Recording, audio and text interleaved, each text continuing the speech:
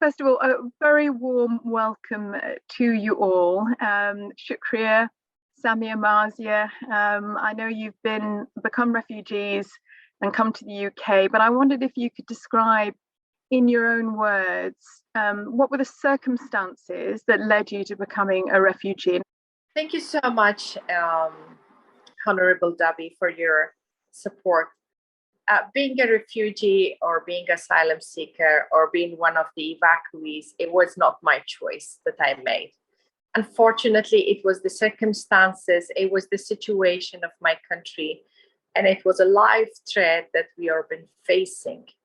Although sometimes it's easy to take any kind of decision, but leaving everything behind, it's not an easy decision.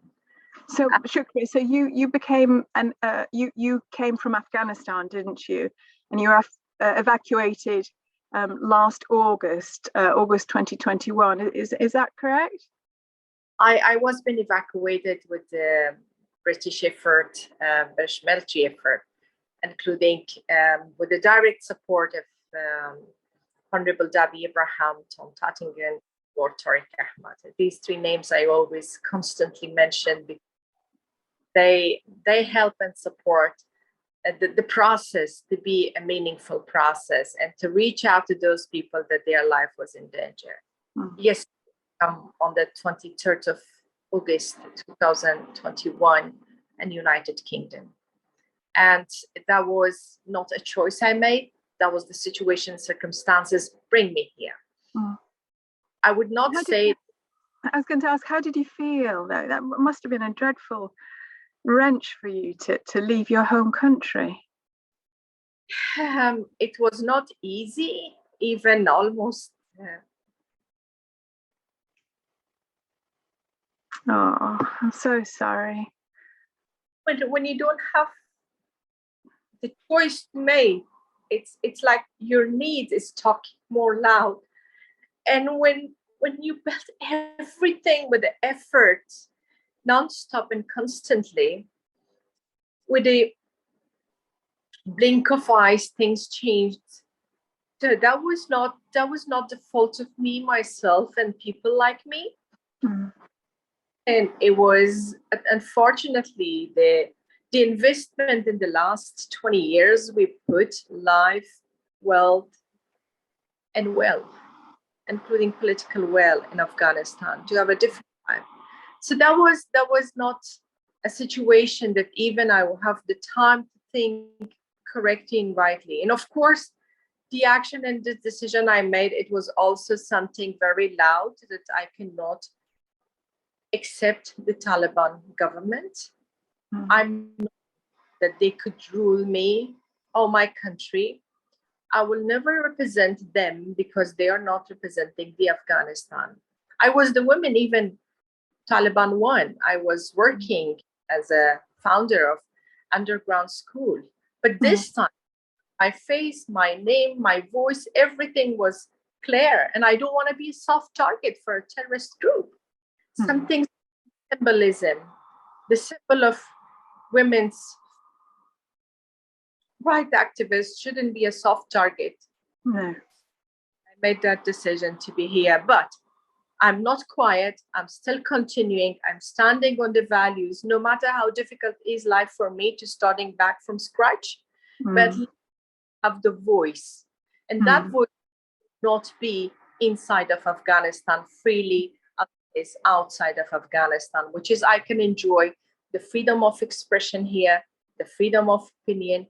I can build back the network and I can use every single platform to be the voice of Afghan people, including women in Afghanistan. Of course, on the other side, I am with my kids, with my children, and I'm not worried. Nobody's coming to torture me and nobody is coming to kill me or nobody's after me as it was before. Thank you so much, Shukria. Samia, I know that that you've been in the UK for 7 years, but you're originally from Syria. What was your circumstances? How did you end up in the UK? What was your journey? Yes, it was quite a long journey. So after I graduated from university, the war started in Syria, and then the situation like accelerated very, very quickly. And like in a year after graduation, it wasn't safe anymore to stay there. So I left and I went to Sudan, where I lived there for a few months.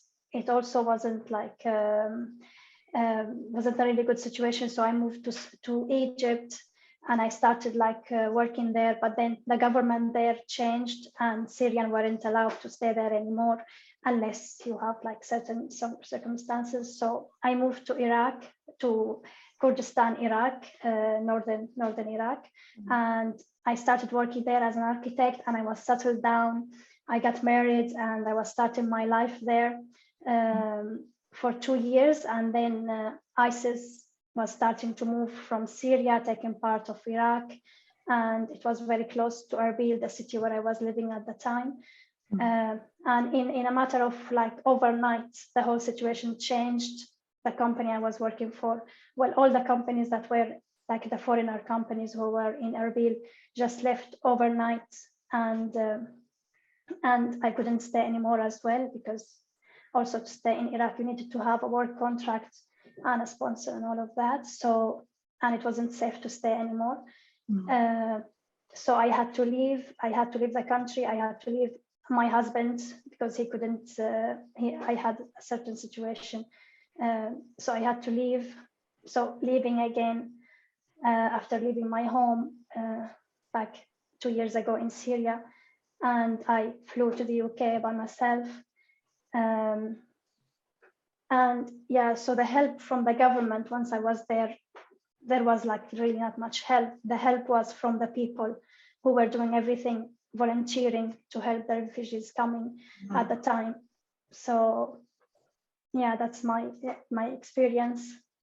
How did you feel about that? Because you've been driven from your home. Did you have to leave your family in Syria? Any family?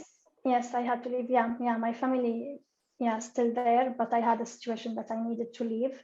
Yeah, so I had to leave the family. I was also like I had to leave my career behind. You know, when I came to the UK, I was a qualified architect, but then my qualification wasn't recognized in the UK. You know, you have the system of the RIBA, Royal Institute of British Architects. So I wasn't an architect in the UK.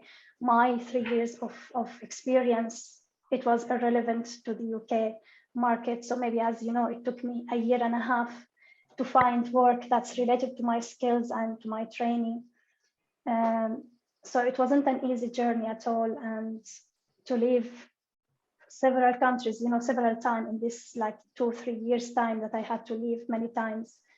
So it was very unsettling time. The second we got to know each other because the accommodation that you were staying at,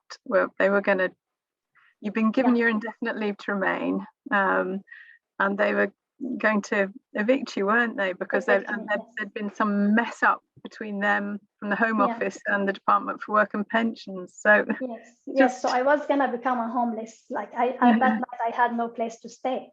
Yeah, and then you had the help you gave, and so I was able to stay longer. But otherwise, we're so proud of what you're doing. We really are. You're just an absolute credit. Thank you so much. No, that's absolute pleasure. Marzia, the one and only Marzia. Marzia, tell us about you, because you've been in the UK since what, 2005? Is that right? 2nd of November 2008. You're also from Afghanistan, but tell us what happened to you. What was the circumstances for you leaving? I am also one of the million refugees. I am one of them too, came in this country for safety. Of course, nobody willingly, they want to leave their country's home and loved one, especially your family.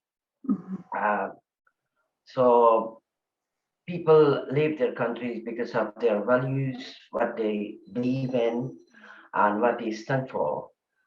So I'm one of them. I stand for justice in my country, because Afghanistan, I was never part of any political party, as just I'm a women activist, and as a former judge, always I stand for justice in my country. Mm. Because the law is in Afghanistan always is very oppressive to women. That is that time I realized my naivety as a judge, and so just I stand for women in Afghanistan to be their voice. Because of my stand, I left my country, my lovely mother, and all the memories and I have in my life. Mm. And you left. I mean, you're being very diplomatic, Marzia, but you left because you had not one but two assassination attempts on you by the Taliban. That's correct, isn't it? Yes. And they threatened that they were going to kill you again. Yeah. And it really. Yes. Like when I was in Pulakhumri, it's a very small town in Afghanistan. It's a 4 hours drive by car from Kabul. And when I became a judge, that time was 26 female judges was in Afghanistan. But when the Taliban came proudly, Afghanistan had 250 female judges. In my time was a very different time in 90s. There was a 26 female judges that time. So when I became a judge, sometimes we want to be someone, but we don't know what is the reality of this job, and how can we help someone. Maybe just we have a power. I mean, when we do nothing. So when I became a judge, I realized, and I became an activist because of my job, and I never dreamed to be an activist or help the women in the court. Of course, by the law, I was tied by the law. I never helped women through of my job, but I helped women through of as a human being. So I established a small shelter for them, and some of the help of my family, and we keep the divorced women they're safe. At that time, divorce was not a good thing in Afghanistan, was not popular at all in the society.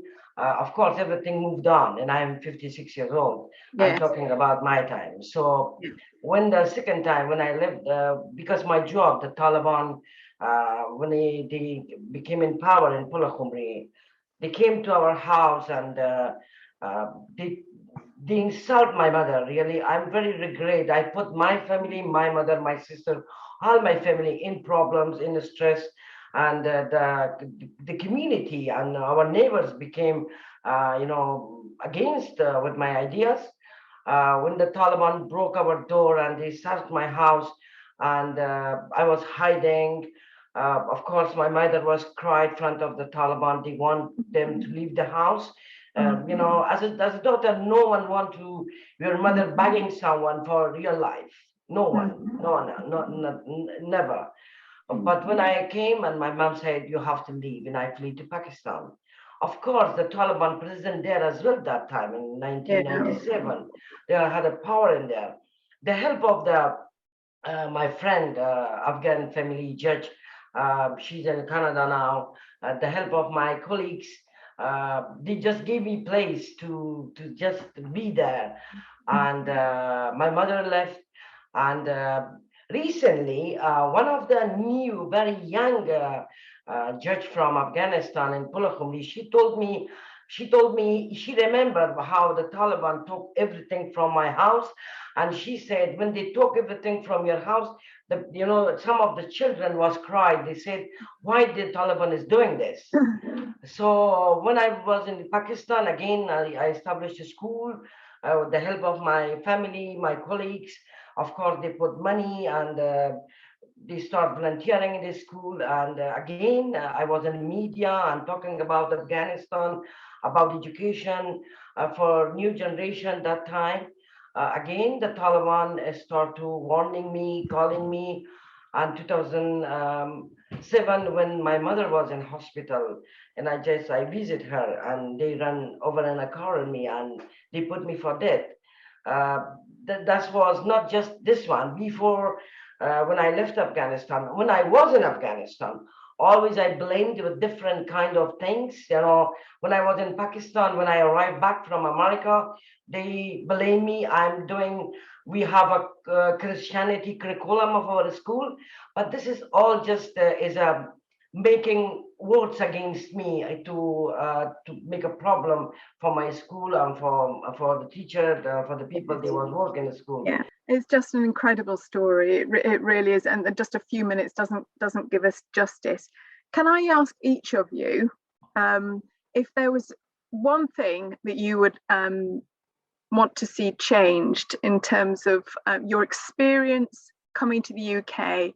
You've sought asylum under the UN Refugees Convention. What would you want to see changed? Yeah, well, I think the first and the most important thing I would like to see it be changed is, or to be built, or to be worked more on it. It's understanding, it's expectation, it's challenges that both sides are facing, because we cannot underestimate it, all the barriers, the culture, religion, languages barriers. Beside of that, expectation, for instance, some people have very high expectation from the governments, but sometimes have very high expectation according to understanding and knowledge in the society and community and language and scales from the refugees. So if both sides mutually cooperating with each other, we can overcome of those challenges. Very, very, very positive, very constructive on both sides. Yeah. Samia, what about you? What would you want to see different? I guess the help that was provided by volunteers and organizations, which should have been provided by the government. So it's hit and miss then in terms of if you've got a good set of volunteers or a good structure of volunteers within a particular area, you can get the support that you need. Yes, exactly. Yes. Okay, thank you very much, Samia. And Marzia, again, what would be I know we've talked about this before, but what would be the one thing? For me, it's better to the government just change their rules to allow people, asylum seeker, if they have a clean profile in this country, allow them to work. You know, this will make a good relationship between community and between asylum seeker. Nobody can hate us. Nobody can be against us if we contribute something on reality in this country. That's all. But because we know that some asylum seekers aren't able to work for years, and their status is they're kept in limbo for years, and absolutely. We've had a wonderful opportunity to chat. Thank you so much, all of you. I do appreciate you coming together and sharing your experience. I know this is just a little glimpse of what you've been through, and thank you for being so open about your experiences.